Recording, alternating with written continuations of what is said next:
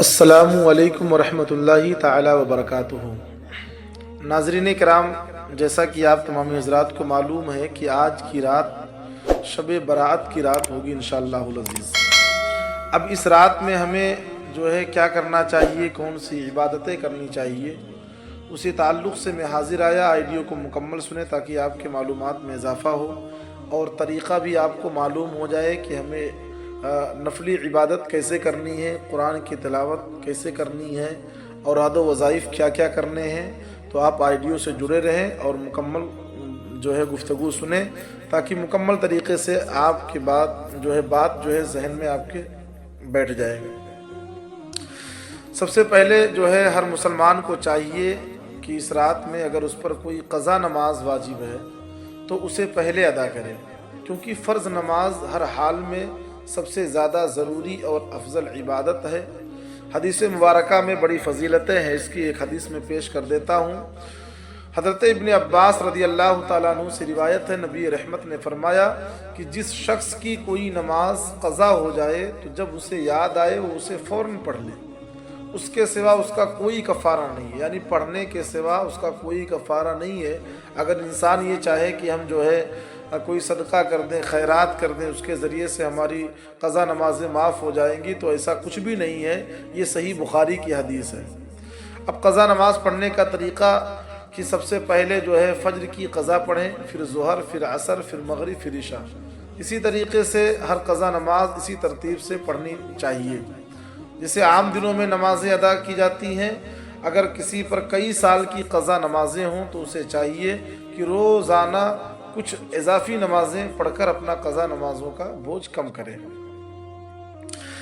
اب چونکہ شب برات کی رات بس آنے والی ہی ہے کچھ گھنٹوں کے بعد انشاءاللہ العزیز، تو اس میں آپ کو چاہیے کہ جو ہے 6 رکعت نفل نماز پڑھیں، اس کی بڑی فضیلت ہے۔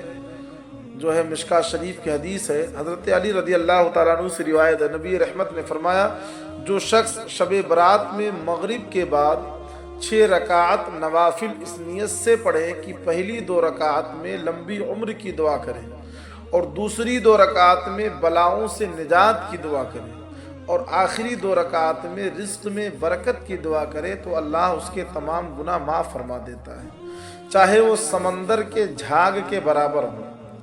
اب طریقہ سماعت کر لیں کہ کس طریقے سے 6 رکعت نوافل ہمیں پڑھنی ہے۔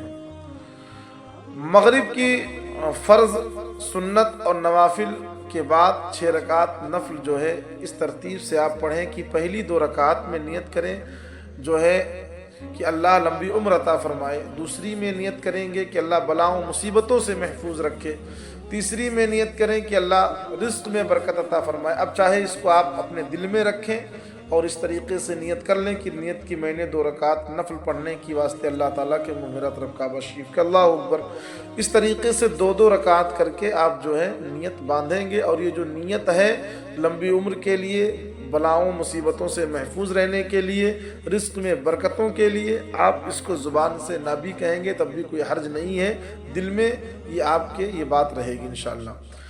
ہر رکعت میں آپ کو جو ہے سورہ فاتحہ کے بعد کوئی بھی صورت پڑھ سکتے ہیں، جو آپ کو صورت یاد ہو آپ وہ پڑھ سکتے ہیں، لیکن بہتر یہ ہے کہ سورہ اخلاص 3 مرتبہ سورہ فاتحہ کے بعد آپ پڑھ کر کے رکوع اور سجدہ وغیرہ کریں۔ اس طریقے سے آپ 2 رکعت کر کے آپ اپنی نماز کو مکمل کریں۔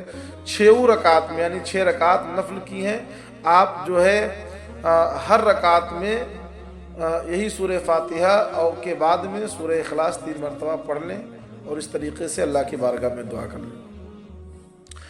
اور اس کے بعد یہ 6 رکعت تھی۔ 12 رکعت نفل نماز کا طریقہ حضرت حسن بصری رحمۃ اللہ علیہ فرماتے ہیں کہ صحابہ کرام شب برات میں 12 رکعت نفل پڑھا کرتے تھے۔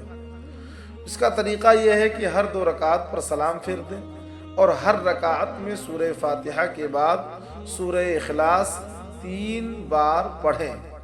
ان نوافل کے بعد اللہ سے گناہوں کی معافی اور اپنی حاجات کے لیے دعا کریں۔ اللہ تبارک و تعالی جو ہے دعاؤں کو قبول فرمانے والا ہے۔ اللہ ہمیں شب برات کی برکتوں سے مستفید ہونے کی توفیق عطا فرمائے۔ السلام علیکم ورحمۃ اللہ وبرکاتہ۔